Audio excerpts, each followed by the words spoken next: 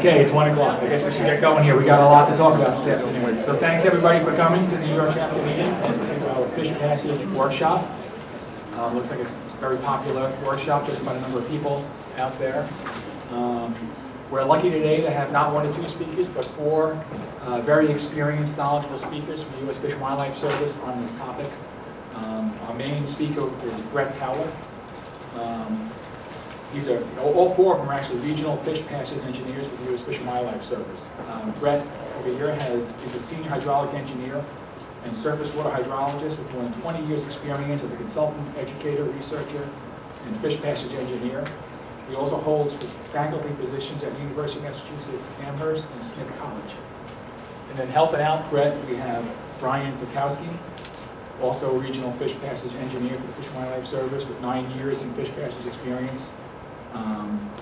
Jessica Pika, also a master's degree of civil engineering with a specialization in fish passage. And Jesus Morales. He's also a fish passage engineer for the Fish and Wildlife Service with 8 years experience. And all 4 of these people are licensed professional engineers in various states. So with that, I guess we could get that. Just out of curiosity, can everybody hear me? Does my voice carry well enough? You sound good. Good, thank you. I'm a nervous speaker, so I like to wander around and sit in front of that microphone. It might be a problem for me. So, good afternoon. My name is Brett Howler. Like Jim said, I'm with the U.S. Fish and Wildlife Service. So I want to take a couple of minutes and tell you who we are and what we do and the context for this presentation. But before I start, thank you very much to everybody that contributed to organizing this for us and getting us here. This is one of the special parts of our job to kind of get back out and hopefully teach some folks about the stuff that we've learned over the years and have some good conversations and learn a few things ourselves. So as Jim mentioned, the 4 of us actually work out of the regional office for the U.S. Fish and Wildlife Service, which now encompasses, we were the Northeast region, now it's the North Atlantic Appalachian region. It doesn't quite roll off the tongue the same way. We picked up Kentucky, so we'll call that a win. So we've now got 14 states in our region, and my point in all that is that those that have worked with service biologists throughout New York and the Northeast are probably very familiar with some of our offices and the work we do, whether it's on hydropower or whether it's on connectivity and all sorts of other things.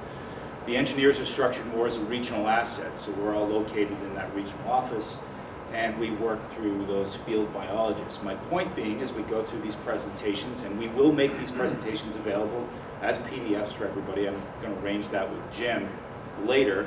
We also want to make you aware of a number of tools we have and things that are available to you, and if you need to contact us. So my point about the field stations is ideally we should work through our field stations. That would be our first point of contact. But if you don't happen to have a contact with a local service biologist, certainly feel free to reach out to us.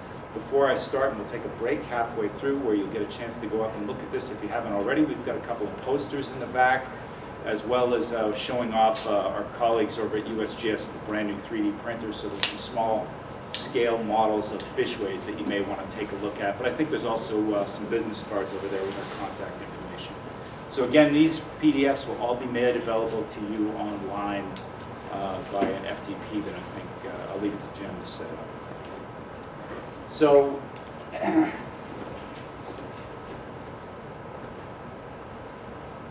here was our contact information. I get a kick out of doing some of these things because when people say fish passage, it doesn't exactly roll off the tongue. And in some ways, it's such a small field that if you can say fish passage 10 times fast, I think you're more qualified than about 99% of the population. You get used to it after a while. So there's our information. Here's what we hope to cover today. So we have 4 hours. We'll have a break in the middle.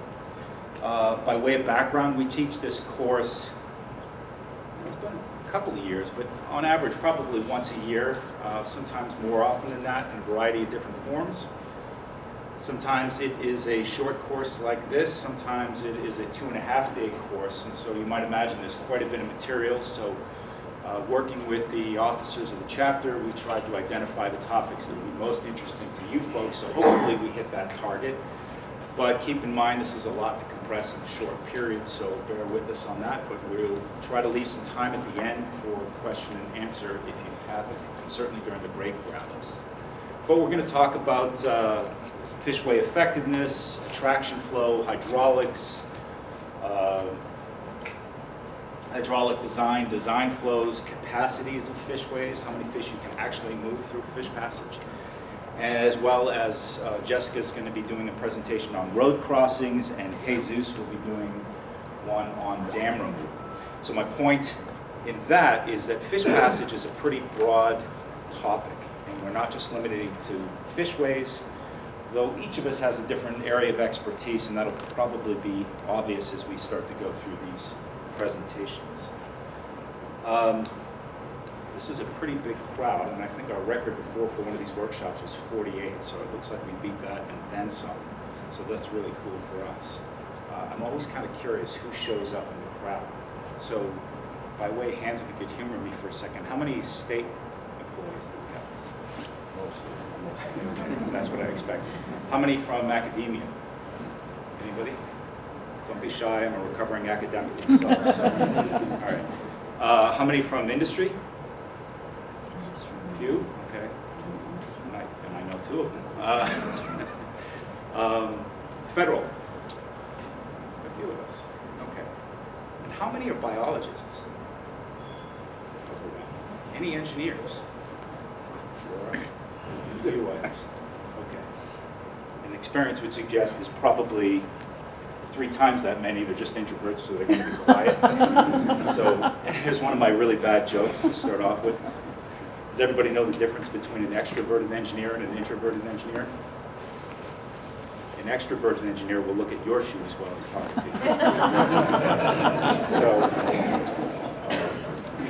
the last thing before we get started is I asked about biologists because a colleague of mine, if you know him, Ted Castro-Santos at the Conti Lab, likes to say that the interesting difference between biologists and engineers is that biologists love to ask questions, engineers love to solve problems.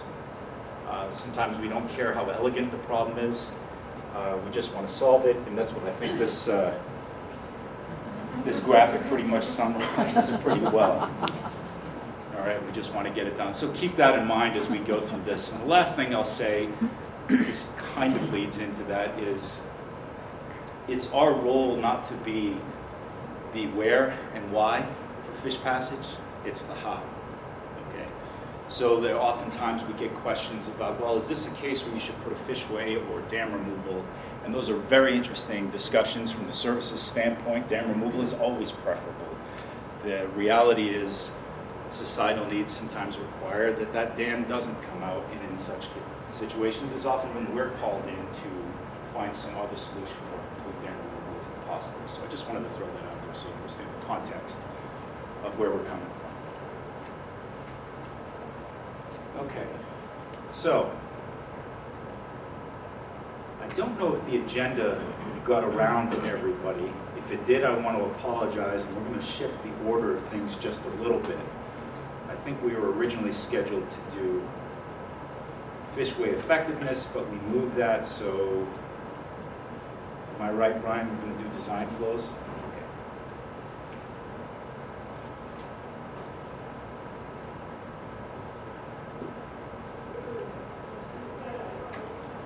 All right, perfect. So, design flows, and by that I mean under what river conditions should that fishway operate? So if everybody can see that. Are your slides going to be available, Brett?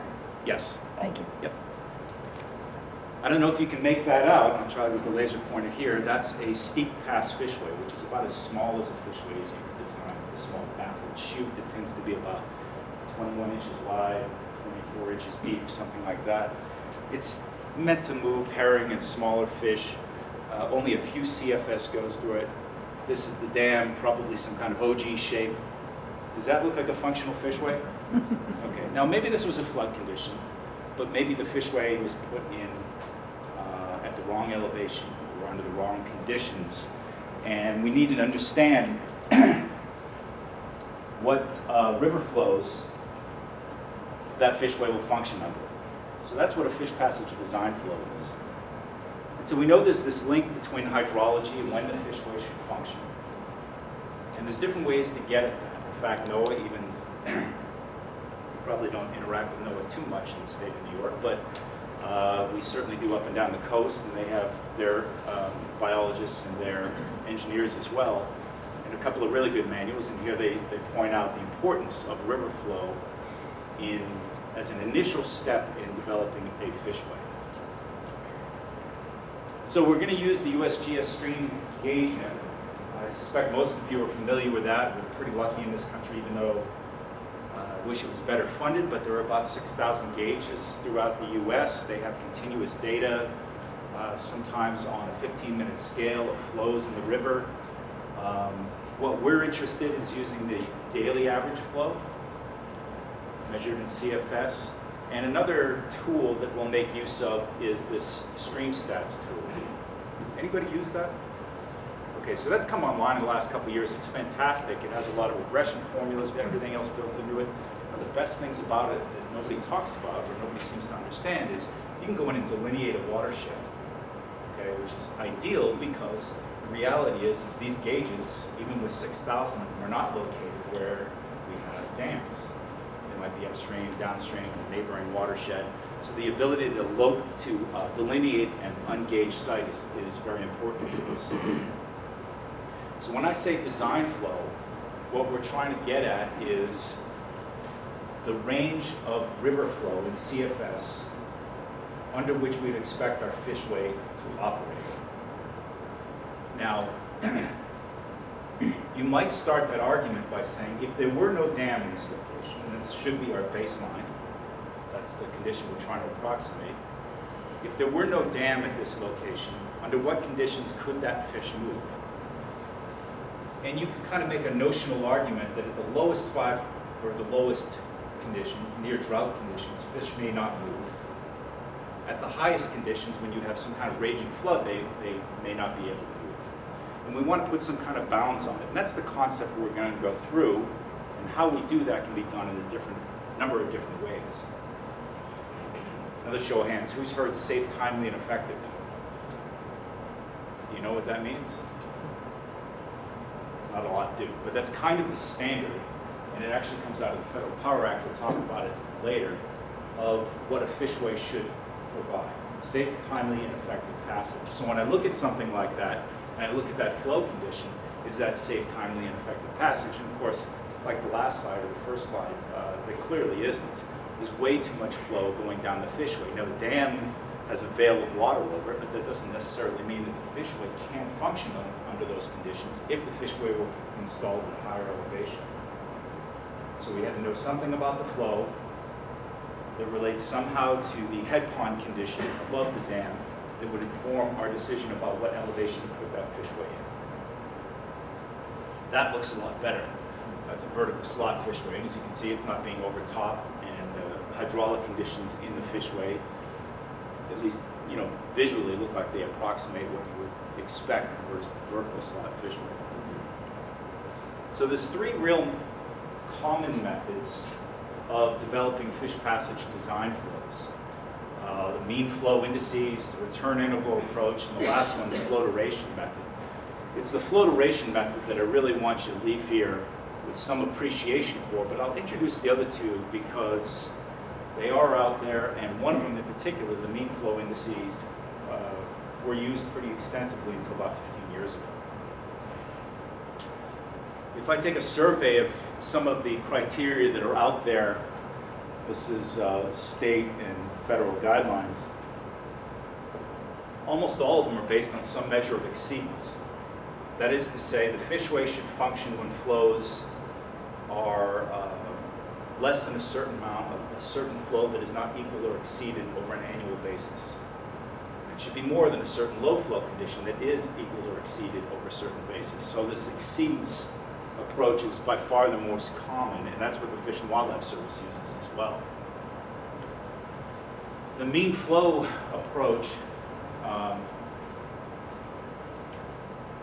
really is pretty simple. The fishway should function up to a high flow that's about 3 to 4 times the average flow.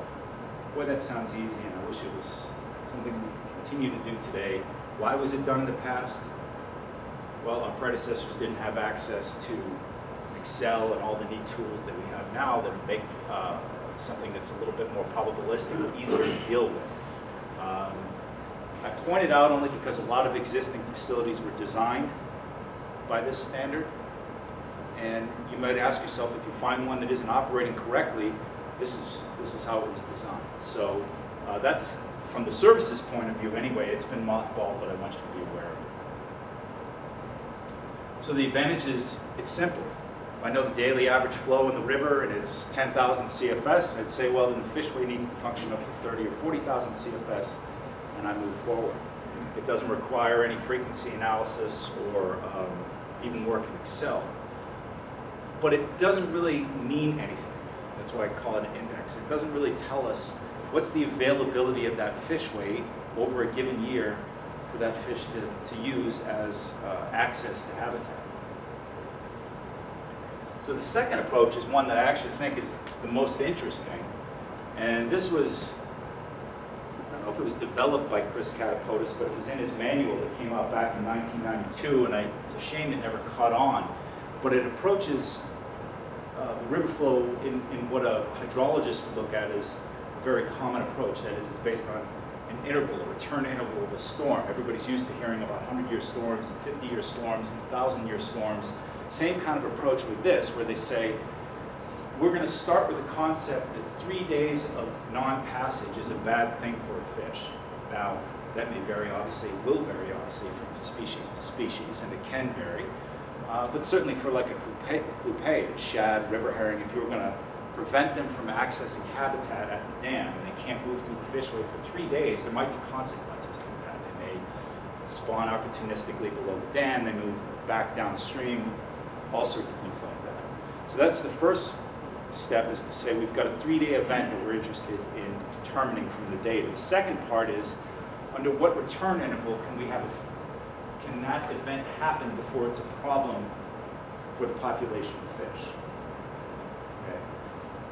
If we can limit those 3-day events to only happening once every 10 years, maybe that puts us in pretty good shape. Now we can argue about whether 10 years is the appropriate return interval for fish that typically have a life cycle of 4 to 5 years or something like that, but you can see the framework for that approach. So I like that framework quite a bit. Unfortunately, as elegant as it may seem, there isn't really widespread acceptance of it. The 3 days, one could argue, should be 7 days for salmonids, where their movement might be more episodic. Should it be 2 days for river herring? And then the 10-year is not really well established, but it seems like it should be linked back to the life cycle of the fish. So again, it's not very widely accepted, but I want you to be aware of it. The last one is the flow duration method, or exceedance plots. This is pretty common. A lot of people have seen this in some way, shape, or form.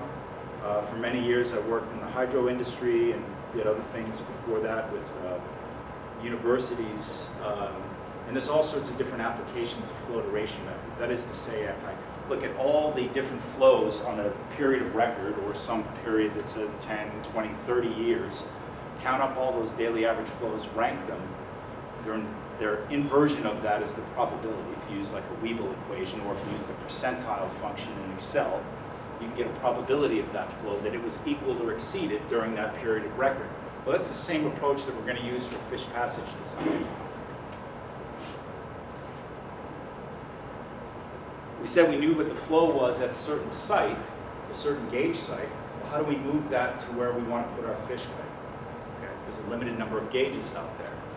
There's complex ways to do it. The most straightforward way to do it is to prorate it by the area, or the drainage area of the gauge, that is the reference site, and the target site, that is the dam.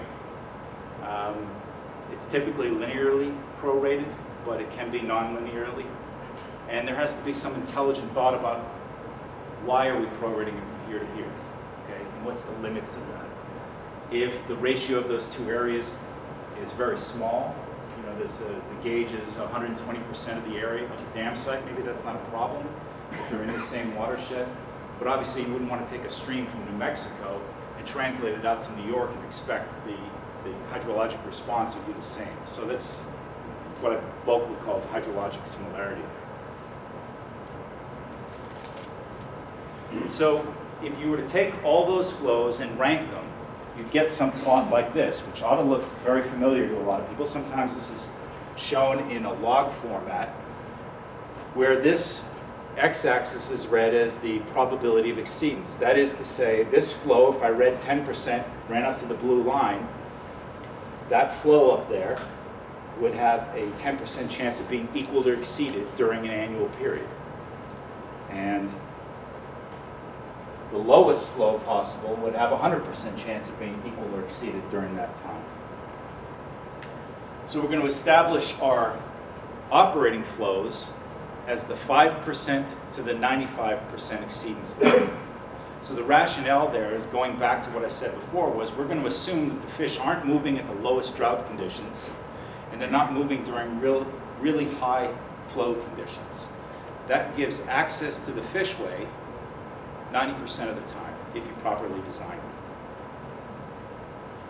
it. But that's an ideal, and I'll warn you that that gets scaled back at every opportunity due to cost and other site constraints. But it's a good place to start. If you're to do that analysis, the next step is, if I have and this is where most of my experience is, so I'm going to rely on that, a shad migration. Shad, let's say in Massachusetts, are moving between maybe the early April 1, out through July 15th, if I was really to look at that curve and the extents of it. Do I really care what the flows are in October for that upstream fishway? So right away we say, well, we're going to take our annual duration, our annual flow duration curve, and constrain that down to April 1st to July 15th, and only look at those flows, perhaps over, again, a 10, 30-year period, and come up with a similar curve. Well, not surprisingly, if you're only going to look at the spring flows, then your entire flow duration curve is going to shift upwards, making it even more challenging to design your fishway under higher flow conditions.